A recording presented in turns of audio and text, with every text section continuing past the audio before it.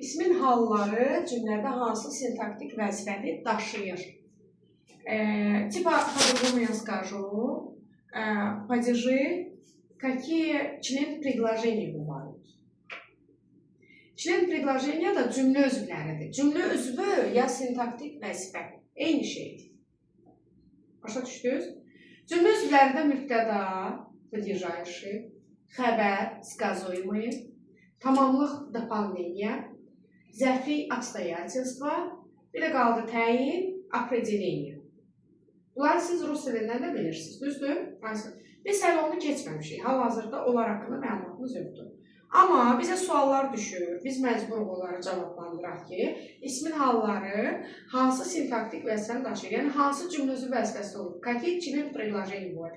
То есть, какой падеж, какой член предложений бывает. Aha. Adlı hal olur mübtəda, ismi xəbər təyin. Bax, burada xəbərdə yazıla bilər. İsmi xəbərdə. İsmi xəbər tam... У нас, скажем, бывает два варианта. Biri глагольные, biri də существительные. Это не существительное и не глагол.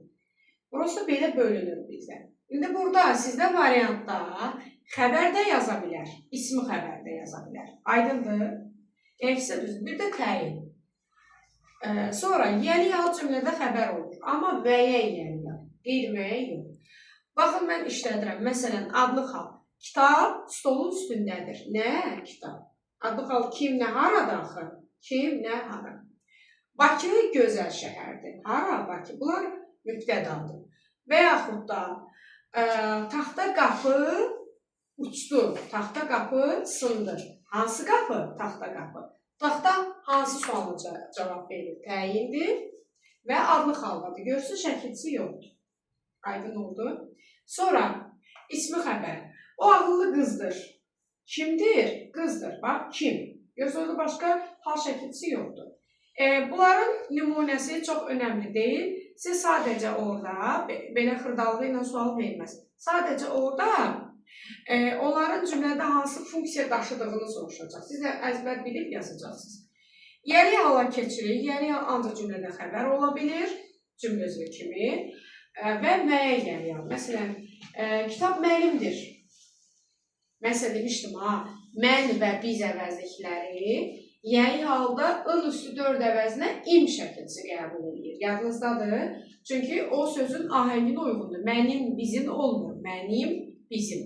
Amma yeni halın im şəkilçisi yoxdur. Sadəcə bu iki sözdədir. Bax, kitab mənimdir. Kimin? Yeni hal, kimin, nəyin, haranın. Düzdürmü? Bir dənə xəbər ola bilir. Vəssalam. O da müəyyən yeni hal. Qeyri-müəyyən yox. Sonra yönlük hal. Yönlük kimə, nəyə, haraya?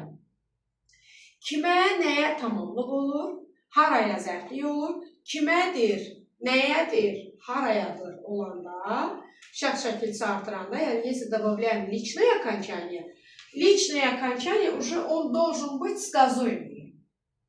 Понятно? Aysa. Deməli, sonra tamamlıq, təsirli hal. Təsirli hal ancaq tamamlıq olur. Baxın, hamısında xəbər var. Fikir verin, xəbər. Xəbər. Hələ ki, hamısında var. Tamamlıq xəbər olmur. Tamamlıq sualı kimi, nəyi, haranı. Bu təsirli halın suallarıdır, həm də tamamlıq suallarıdır. Bu doполнениyadır. Sonra yerli hal. Yerli hal kimdə, nədə, harada. Kimdə, nədə olanda tamamlıq olur, harada olanda zərflik olur. Kimdədir, nədədir, haradadır olanda olur xəbər. Bax, məsələn, kitab məndədir. O Bakıdadır. Kitab yerdədir. Fikir verin, haradadır, kimdədir, nədədir. Şəxs şəkilçisi artıranda olur xəbər. Baxın, burada da xəbər var. Bunlar hamısı ismi xəbərdir. Sonra, çıxışlıq hal. Kimdən, nədən, haradan. Kimdən, nədən olanda tamamlıq olur. Haradan olanda zərflik olur. Kimdəndir, nədəndir, haradandır. Məsələn, sözün səndəndir, sizdəndir. Sonra, zəng evdəndir. Bunlar da olur xəbər. Hamısında xəbər oldu. Xəbər tamam bitədən təsirli hal olunur. Təsirli hal ona görə olunur ki, o şəxs şəkilçisi qəbul etmir. Aydın oldu. On не принимает личное окончание.